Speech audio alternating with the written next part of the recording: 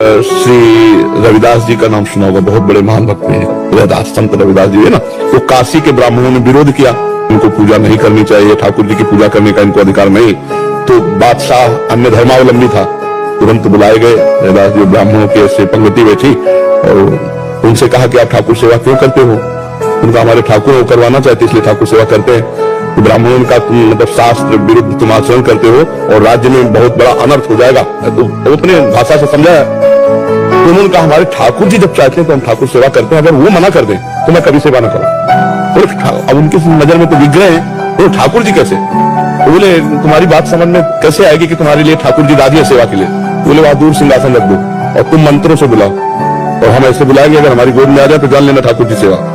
तो जो ठाकुर रविदास जी के थे वो सिंहासन में से दूर रखे गए, उन्होंने शुरू किया मंत्र, कुछ नहीं, और भाव में भरकर कहा प्रभु जी भी ऐसे कहा तो सिंहासन ऐसे जैसे उड़ के आए ना, छाती से कर तुम अन्यथा कर तुम भगवान।